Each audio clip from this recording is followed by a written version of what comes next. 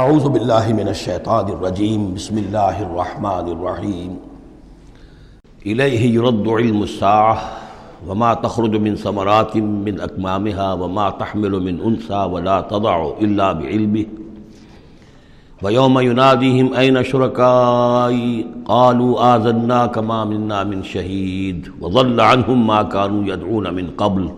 وظنوا ما لهم من محیص صدق اللہ العظیم۔ اللہ ہی کے حوالے ہے قیامت کا علم کہ قیامت کب آئے گی۔ وما تخرج من ثمرات، اور جو بھی نکلتا ہے میووں میں سے ان کے غلافوں کے اندر سے، وما تحمل من انثى، اور جو بھی کوئی مادہ اٹھاتی ہے اپنے پیٹ میں حمل، ولا تضع، اور نہ ہی وہ اس کو جنتی ہے، الا بعلمہ، مگر وہ اللہ کے علم میں ہوتا ہے۔ اور اس کو صرف انسانوں پر نہ سمجھیے، تو تمام حیوانات کا معاملہ ہے۔ اسی لیے یہاں پر عورت کا نام نہیں لیا گیا، بلکہ یہ کہ جو بھی ہے، من انثیٰ، جو بھی ہے۔ وَيَوْمَ يُنَادِيهِمْ أَيْنَ شُرَكَائِي، اور جب اس دن کے پکارے گا انہیں کہ کہاں ہے میرے وہ شریک، قَالُوا آذَنَّاكَ مَا مِنَّا مِن شَهِيدٍ، تو وہ کہیں گے ہم نے تو آپ سے عرض کر دیا ہے، ہم میں سے کوئی بھی اس کا اقرار نہیں کرتا کہ ہمارا کوئی شریک ہے۔ یعنی یہ کہ اس وقت وہ بالکل ایسے بے بس ہو جائیں گے کہ وہ نہیں کہہ سکیں گے کہ ہم نے واقعتاً کسی کو سمجھا تھا کہ وہ ہمارا سہارا ہوگا۔ وَضَلَّ عَنْهُمْ مَا كَانُوا يَدْعُونَ مِن قَبْلُ، اور گم ہو جائیں گے ان سے، ان کے ہاتھوں کے طوطے اڑ جائیں گے جن کو وہ پکارا کرتے تھے اس سے پہلے۔ وَظَنُّوا مَا لَهُم مِّن مَّحِيصٍ، اور انہیں یقین آ جائے گا کہ اب کوئی خلاصی کی کوئی شکل نہیں ہے، یہاں سے نجات پانے کی کوئی صورت نہیں۔ لَا يَسْأَمُ الْإِنسَانُ مِن دُعَاءِ الْخَيْرِ، انسان نہیں تھکتا ہے خیر مانگتے ہوئے، اگر اس کے پاس دولت ہے اور مانگے گا، اور نعمتیں ہیں اور مانگے گا۔ وَإِن مَسَّهُ الشَّرُّ، اور اگر کہیں اسے تکلیف پہنچ جائے، فَيَئُوسٌ قَنُوطٌ، تو بالکل مایوس ہو جاتا ہے اور نا امید ہو جاتا ہے۔ وَلَئِنْ أَذَقْنَاهُ رَحْمَةً مِنَّا مِن بَعْدِ ضَرَّاءَ مَسَّتْهُ، اور اگر ہم انہیں اپنی رحمت کا مزہ چکھا دے اس کے بعد کہ اسے کوئی تکلیف پہنچی تھی، لَيَقُولَنَّ هَٰذَا لِي، تو وہ کہے گا یہ تو میرا ہے ہی، یہ تو میری اپنی صلاحیت ہے، میں نے اپنے مسائل کو حل کر لیا، میرے جتنی بھی مشکلات تھیں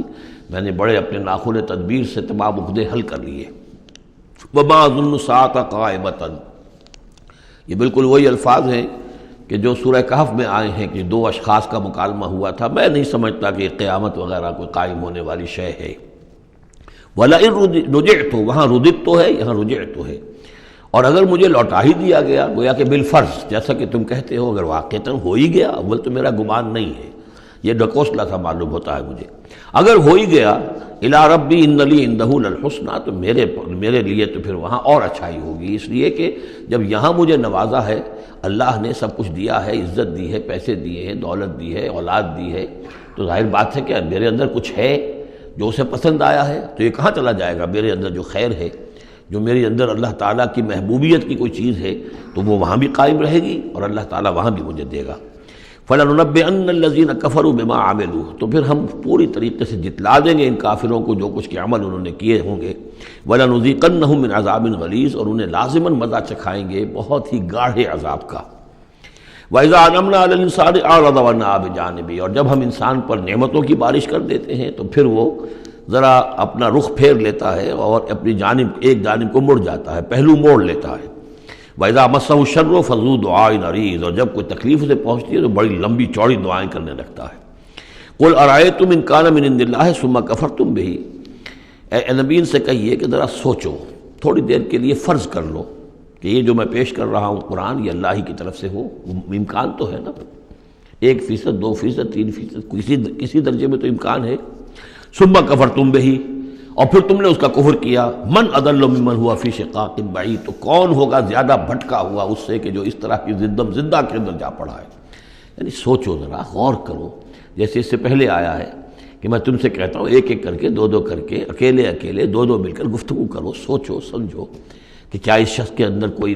دیوانگی کے آثار ہیں، کوئی ان کے اندر کوئی، کبھی ان کی زندگی کے اندر اس سے پہلے جو 40 برس ان کو تمہارے درمیان بسر کی ہے، کبھی کوئی جھوٹ بولا ہے۔ اب یہ آخری مرتبہ پھر قرآن مجید کا ذکر آ رہا ہے، اور یہ سب سے اہم ہے ہمارے اس موجودہ دور کے لحاظ سے۔ سَنُرِيهِمْ آيَاتِنَا فِي الْآفَاقِ وَفِي أَنفُسِهِمْ حَتَّى يَتَبَيَّنَ لَهُمْ أَنَّهُ الْحَقُّ، ان قریب ہم انہیں دکھائیں گے اپنی آیات، آفاق میں بھی، یہ پوری کائنات جو ہے، آسمان اور زمین، آفاق، وفی انفسہم، ان کی اپنی جانوں کے اندر بھی، حتیٰ یتبین لہم انہ الحق، یہاں تک کہ یہ بات بالکل واضح ہو جائے گی ان کے لیے، مبرہن ہو جائے گی کہ یہ قرآن حق ہے۔ اس سے اشارہ ہو رہا ہے اس معلومات کے ایکسپلوژن کی طرف کہ جو آج ہو رہا ہے، اور یہ کوئی زیادہ پرانی بات نہیں ہے، یہ زیادہ یوں سمجھیے کہ یہ سائنس کی ڈیولپمنٹ 200 برس کا ہے معاملہ، اور اس میں بھی جو ایکسپلوژن ہوا ہے یہ تو ہاف سینچری سے زیادہ کا مسئلہ نہیں ہے، اسی کے اندر ہوا ہے۔ اور اصل میں آج کے دور میں قرآن مجید کے اعجاز کو ثابت کرنے کے لیے کہ یہ معجزہ ہے، سب سے اہم پہلو یہ ہے۔ تو میں نے جو تعارفی گفتگو کی تھی اس دورہ ترجمہ قرآن سے پہلے، تو میں نے عرض کیا تھا کہ قرآن مجید کے اعجاز کے پہلو بے شمار ہیں، کس کس پہلو سے قرآن معجزہ ہے ہم اس کا احصاء نہیں کر سکتے، لیکن موٹی بات یہ سمجھ لیجئے کہ جب قرآن نازل ہوا ہے تو اس کا معجزہ ہونا سب سے زیادہ اس اعتبار سے تھا کہ اپنی ادبیت، اپنی فصاحت، اپنی بلاغت کے اعتبار سے معجزہ تھا، اور اسی پہلو سے چیلنج کیا گیا۔ تمہارے ہاں شعراء ہیں، تمہارے ہاں خطباء ہیں، تمہارے ہاں ادب کا بڑا ذوق ہے، کوئی ایک اس جیسی ایک صورت بنا کر لے آؤ۔ باقی یہ کہ نہ بھی سائنسی معلومات تھی ان کے پاس، دوسرے یہ کہ جو فینومینا آف دی نیچر ہیں قرآن میں، جو آسمان زمین دیکھو، اب ظاہر بات ہے اس وقت وہ آدمی کیا دیکھ رہا تھا؟ اپنی ننگی آنکھ سے جو کوئی دیکھتا تھا وہی دیکھ رہا تھا نا، لیکن آج انسان دیکھ رہا ہے ٹیلیسکوپس کی مدد سے، آج انسان دیکھ رہا ہے مائکروسکوپس کی مدد سے، الیکٹرانک مائکروسکوپ سے، آج جو انسان کے معلومات کا ذریعہ جو ہے، تو گویا کہ وہ آیات الہیہ جو قرآن مجید میں جن کے اشارے کر دیے گئے، ان کو جو 1400 برس قبل کا انسان دیکھ رہا تھا اور جو انہیں آج کا انسان دیکھ رہا ہے، وہ زمین و آسمان کا فرق ہے۔ اور ہوتے ہوتے یہ ثابت ہوتا چلا جا رہا ہے کہ جو کچھ قرآن مجید نے کہا تھا وہی حق ہے۔ اس میں اگرچہ ابھی کچھ حصے رہ گئے ہیں، لیکن بہت سے پہلو ہیں جو واضح ہو رہے ہیں، اور روزانہ کچھ شکل ایسی آتی ہے کہ جس سے کہ ان سائنسی حقائق سے قرآن مجید کا حق ہونا ثابت ہوتا ہے۔ لہذا آج کے دور میں اس کام کو بہت اہمیت حاصل ہے کہ اس کے لیے محنت کی جائے، کوشش کی جائے۔ اب اتفاق کی بات ہے کہ یہ کام کیا بھی ہمارے ہاں، تو بہرحال جو سب سے بڑی نمایاں کتاب ہے وہ ایک فرینچ سرجن نے کیا، وہ ایمان لے آئے، مورس بکائی، لیکن یہ کہ کسی مسلمان کو یہ توفیق نہیں ہوئی کہ وہ مطالعہ کرتا ان سائنسز کا اور ان کے حوالے سے پھر وہ کمپیریٹو اسٹڈی کرتا بائبل اور قرآن کے مابین، اور پھر کہتا اور دعوے کے ساتھ کہہ سکتا کہ سائنسی جو بھی انکشافات آج تک ہوئے ہیں قرآن کا ایک حرف بھی غلط ثابت نہیں ہوا۔ ہاں، قرآن مجید کے ان الفاظ سے جو معنی پہلے سمجھے گئے تھے جبکہ معلومات کا دائرہ محدود تھا وہ غلط ہو سکتے ہیں،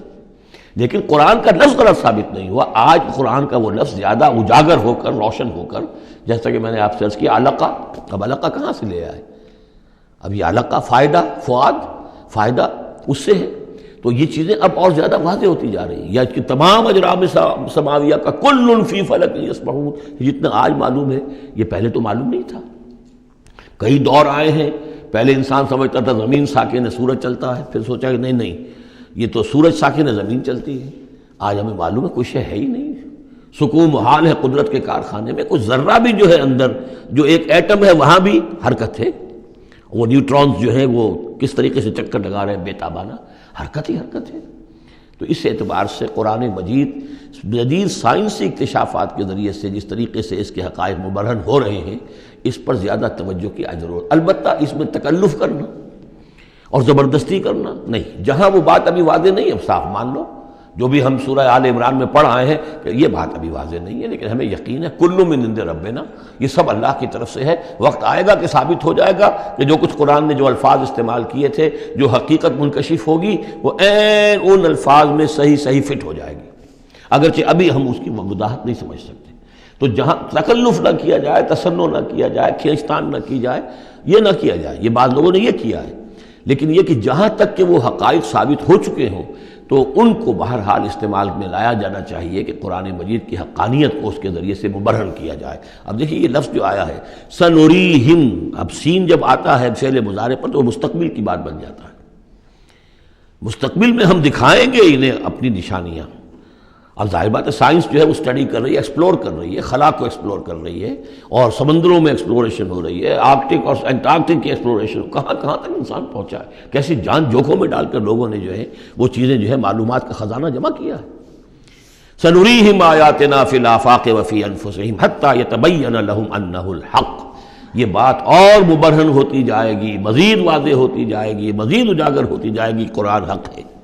اولم یکف بربک انہ علی کل شیء شہید، کیا کافی نہیں ہے یہ بات تیرے رب کے لیے کہ وہ تو ہر چیز پر گواہ ہے، ہر کائنات کی ہر شے اس کی نگاہوں کے سامنے ہے۔ لیکن آج سے 1400 برس پہلے وہ انہی الفاظ میں اس نے بیان کیا تھا جسے اس وقت کا انسان سمجھ سکتا۔ وہ باتیں آج کے حوالے سے جو باتیں آ رہی ہیں وہ بیان کر دی جاتی ہیں، سمجھ میں کس کی آتی ہیں؟ انہم فی مریۃ من لقاء ربہم، آگاہ ہو جا یہ لوگ اپنے رب سے ملاقات کے بارے میں دھوکے میں پڑے ہوئے، شکوک و شبہات میں پڑے ہوئے۔ الا انہ بکل شیء محیط، آگاہ ہو جا وہ ہر چیز پر محیط ہے، ہر چیز کا احاطہ کیے ہوئے ہے۔ صدق اللہ العظیم۔